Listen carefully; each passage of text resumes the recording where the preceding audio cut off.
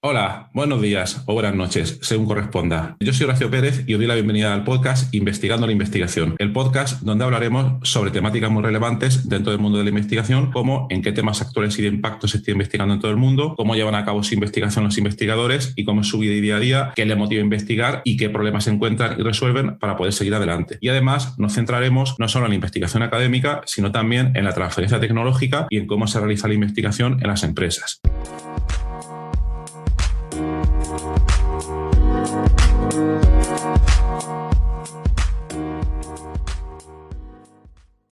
Hola, hoy es viernes 4 de marzo de 2022 y en el episodio de hoy os voy a explicar cómo estoy llevando la transición desde la aplicación de tareas Things3 a la aplicación, digamos, puedo llamarla aplicación Obsidian. Os lo comento porque quizás a alguien le puede resultar interesante cuando se dé cuenta de las limitaciones que tiene la aplicación de Things3 y quizás quiera dar el salto a otra aplicación más interesante. Por eso os lo voy a comentar hoy. Bueno, en primer lugar, primero me referiría, por si no lo habéis escuchado, a un episodio anterior, que sería el episodio número 54 de principios de enero, donde os explicaba un poco las nuevas aproximaciones que se están empezando a explorar con bastante profundidad, intensidad e interés, que son todas ellas relacionadas con los sistemas personales de gestión del conocimiento, o en inglés Personal Knowledge Management, los PKMs, y como eso a su vez hay varias maneras de implementarlas, siendo una de ellas el Zettelkasten, que comentaba en ese episodio. Y luego además Zettelkasten se puede implementar mediante diversos software, siendo uno de ellos la aplicación Obsidian. Obsidian es una aplicación súper interesante que te permite tratar tus documentos, en este caso tus notas de texto plano, bueno, no exactamente texto plano, pero casi, porque es en formato Markdown, cómo poder encontrar fácilmente relaciones entre ellas. Entonces digamos que, como he comentado en ese episodio y en algún otro previo, como puede ser el episodio número 87, donde ya os comentaba las limitaciones que yo encontraba tanto en sistemas operativos como en la interconectividad entre diversas aplicaciones. Y lo resumía, escuchad ese episodio, os lo recomiendo, que hay una falta de conectividad, sobre todo a nivel de información, entre diversos elementos del software, y en este caso la que más me preocupa es que al manejar gestores de tareas, los cuales llevo utilizando desde hace bastante tiempo, como puede ser por ejemplo la aplicación Things3, vale bien, es un software muy bonito que permite un uso muy elegante, muy rápido y muy fluido de tanto la introducción de información, lo que comúnmente se llama la técnica de captura, en la terminología del GTD, del Getting Things Done. Lo permite hacer de una manera muy elegante, luego permite muy fácilmente mover esas tareas entre diferentes contextos, áreas, proyectos, etcétera, asignar fechas, etiquetas. Eso, la verdad, que está muy bien, pero una de las cosas que empecé a ver y que me surgió tras empezar a utilizar Obsidian desde hace un tiempo, era la falta que yo tenía para poder decirle al software: bien, esta tarea que voy a hacer está relacionada con esta y otra, esta y otra y esta otra, que pertenecen a otros proyectos. Pues eso no se puede hacer de manera fácil. Hay una manera que es una solución, digamos, un poco forzosa, que sería asignar etiquetas a tareas que están conectadas o que están relacionadas entre sí. Pero esto, de mi punto de vista, es un poco tosco, un poco chapucero, porque al final te fuerzas a utilizar de manera continua una serie de etiquetas que podrían no tener realmente una aplicación práctica. Entonces, después de darle muchísimas vueltas y haber leído por aquí y por allá diversa documentación y haber hecho mi propia investigación, dije, vale, ya está bien, voy a migrar mi sistema GTD, que no es GTD exactamente, porque es una variación o adaptación que yo le he hecho, no se podía llamar así. Otro día lo explicaré un poco más en detalle, pero he decidido de cambiarme completamente de GTD, de Things 3 a Obsidian. Entonces, lo primero que estuve investigando era cómo podía hacer para que de una manera fácil migrase todas las tareas, toda esa información de The Things 3 a Obsidian. Y le estuve dando varias vueltas, estuve consultando en varios sitios y lo más parecido que encontré es un plugin que hay para Obsidian, porque si no sabéis, Obsidian puede funcionar a través de plugins. Están tanto los plugins, los core, los básicos, los que trae ya instalado la propia aplicación, como otros que están desarrollando muchos otros programadores y que son súper interesantes. Entonces, vi un plugin que te permitía era sincronizar con Things 3, pero no con todas las tareas y proyectos, sino únicamente con el logbook, lo cual quiere decir las tareas que ya habían sido completadas. Lo cual a mí, pues en mi caso, no me sirve para nada. Porque yo lo que quiero es tener las tareas que están en el contexto de próximas acciones o acciones de algún día o ya planificadas en el calendario y que las tengo en Things 3 desde hace bastante tiempo, las quiero mover todas a Obsidian. Y bueno, me sorprendió también muchísimo de este plugin, que os pondré luego el enlace en la nota del programa, que no hubiese implementado esta funcionalidad. Y es curioso que habían también otros usuarios en GitHub que en la categoría de issues, que es una categoría de... Bueno, GitHub, para los que no lo conozcáis, es un repositorio de software que tiene bastante tirón últimamente, está de bastante actualidad y donde muchos programadores depositan sus códigos, pero no los códigos definitivos, sino con como su gestor de versiones de software, con la idea de ir mejorándolos al paso del tiempo e ir añadiendo nuevas capas de código, nuevos ficheros, nuevas funcionalidades, etc.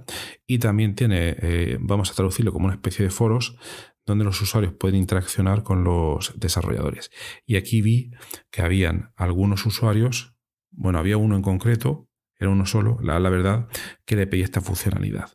Y el desarrollador pues no ha respondido, lo cual también puedo entender, porque parece ser que muchos de estos desarrolladores se dedican por simple afición, por simple amor al prójimo, a la comunidad, de liberar esos códigos para que cualquiera los pueda utilizar y les asignan una licencia determinada perdón, para que quien quiera los pueda utilizar sin fines comerciales. Entonces, bueno, vi que estaba esa posibilidad que no me convencía y también estuve explorando muchas otras, pero ninguna me convenció y dije, mira, no tengo tiempo para seguir investigando en otros plugins. Entonces lo que decidí fue básicamente copiar y pegar todas las tareas. Es decir, lo que he hecho ha sido replicar en una serie de notas a diferentes niveles de jerarquía en Obsidian tanto mis estructuras de áreas, las áreas GTD que yo tenía en Things 3, que son básicamente un área personal con diferentes proyectos personales y luego una área de trabajo que a su vez está organizada con diferentes subáreas. Entonces primero repliqué esa estructura en Obsidian y luego Things 3 está organizada primero en áreas, luego en proyectos y luego esos proyectos los fui replicando mediante la antiquísima técnica del copiar y pegar, los fui replicando en Obsidian. Y la parte que más me costó fue que, bueno, el copiar todas las tareas que tiene cada proyecto es relativamente fácil, pero en Things 3 cada tarea tiene un título y luego cuando clicas en ese título tienes la opción de poner un texto explicativo con cierta información, que por otra parte ya me tenía un poco cansado, porque después de tanto tiempo que tiene esta aplicación veo que de manera bastante chapucera han implementado algo así como una especie de Markdown, y la verdad es que es muy costoso y un poco arcaico el poner bullet points o viñetas para poder explicar tu texto, añadir información de manera ordenada. Es un poco complicado y esa también fue otra de las razones que me ha llevado a prescindir ahora mismo de Things 3. Entonces, bueno, hice esa copia me llevó unas cuantas horas y ya copié todas las tareas y proyectos del trabajo, ya los copié en Things 3.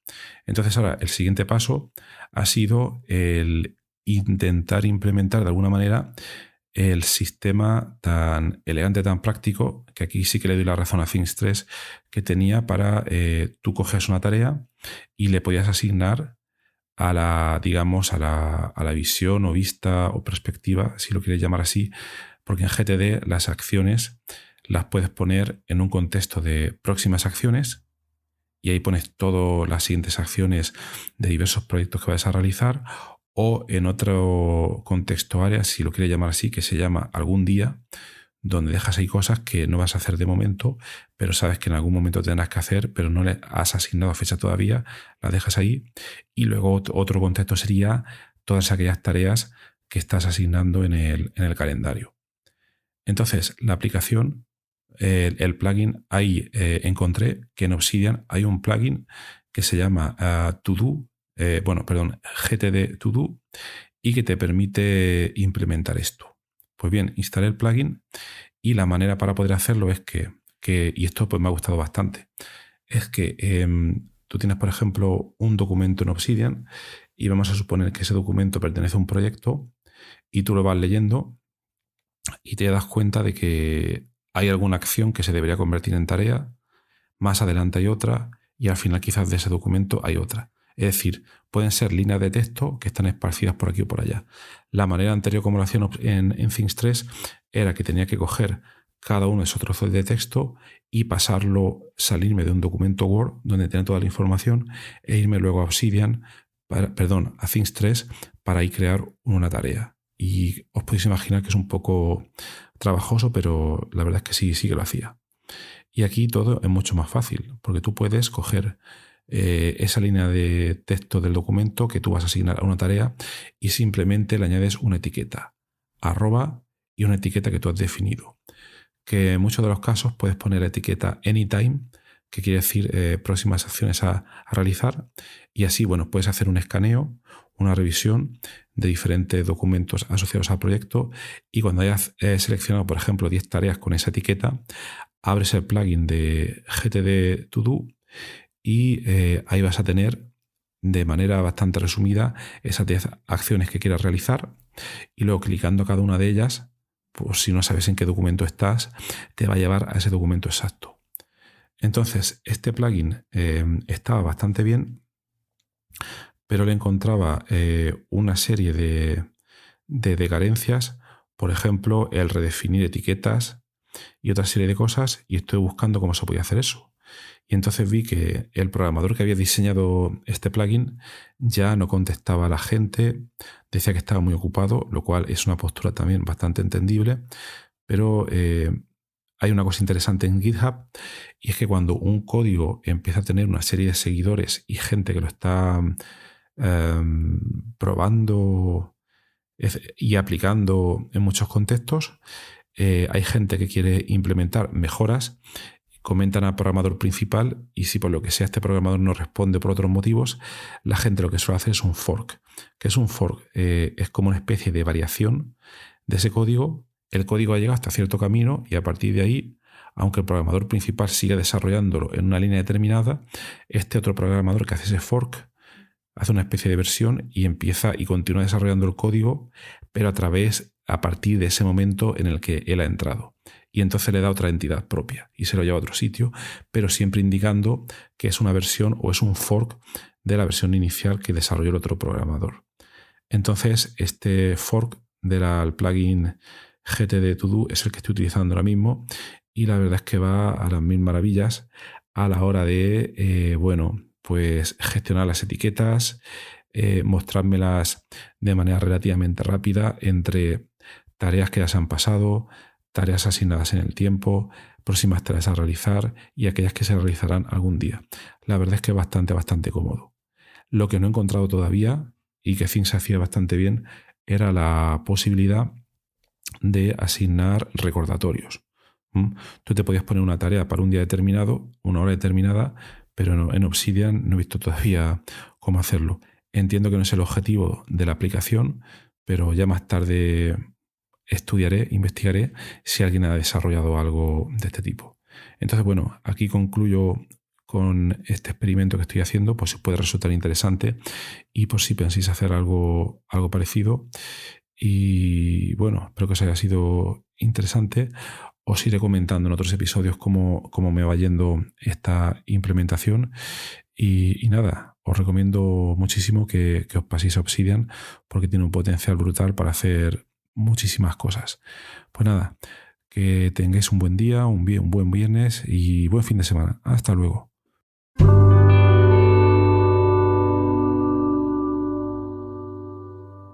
Muchísimas gracias por haber escuchado hoy este episodio del podcast Investigando la Investigación. Y también, sobre todo, gracias por haber llegado hasta aquí, porque esto ya es el final del episodio del podcast. Si ya conoces el podcast y me conoces a mí, pues esta parte ya te la puedes saltar. Pero si acabas de llegar al podcast y quieres saber un poco más sobre él, te recomiendo que te quedes solo un momento. En primer lugar, te voy a comentar quién soy y a qué me dedico. Mi nombre es Horacio Emilio Pérez Sánchez, a veces lo abrevio como Horacio Pérez, y soy de formación químico computacional. Actualmente estoy contratado en la Universidad Católica de Murcia, UCAM, donde me dedico a tareas de investigación. Soy actualmente el investigador principal del grupo de investigación en bioinformática estructural y computación de altas prestaciones, donde nos dedicamos a desarrollar métodos avanzados de descubrimiento de fármacos, a implementarlos en supercomputadores debido a la gran cantidad de cálculos que estos tienen que realizar, y además proporcionamos acceso a dichos métodos a través de servidores web o a través de otro tipo de herramientas bioinformáticas. Al mismo tiempo, aplicamos dichos métodos a problemas relevantes dentro del descubrimiento de nuevos fármacos, y los compuestos que descubrimos los patentamos y los licenciamos a diversas empresas. También soy docente en diversos grados en la UCAM, como puede ser el grado en farmacia, el grado en ingeniería informática y el grado en medicina. También trabajo por cuenta propia como autónomo, y ahí tengo 3 líneas principales de actuación. Una de ellas consiste en la asistencia o mentoría en temas de investigación académica e industrial, donde te ayudo a responder a las siguientes preguntas. 1. ¿Cómo conseguir que tus artículos científicos sean aceptados en revistas de alto impacto? 2. ¿Cómo conseguir que tus proyectos de investigación obtengan financiación en convocatorias competitivas nacionales e internacionales? 3. ¿Cómo gestionar eficientemente tus proyectos de investigación actuales para conseguir los objetivos propuestos? Y 4. ¿Cómo incrementar tu productividad como investigador y disminuir tu estrés? También ofrezco servicios de asistencia en bioinformática estructural respondiendo a las siguientes preguntas. 1. ¿Cómo descubrir compuestos bioactivos en diversos contextos, tanto farmacológicos, nutracéuticos o agrícolas, etc.? 2. ¿Cómo proponer y validar modelos moleculares para sistemas biológicos? 3. ¿Cómo acelerar drásticamente la ejecución de cálculos complejos y costosos? Y 4. ¿Cómo permitir que usuarios con conocimientos informáticos mínimos puedan acceder y sacar rendimiento fácilmente a herramientas científicas complejas? Y por último, también me dedico al desarrollo de diversas herramientas de software para temas de productividad, los cuales iré informando durante los diversos episodios de este podcast.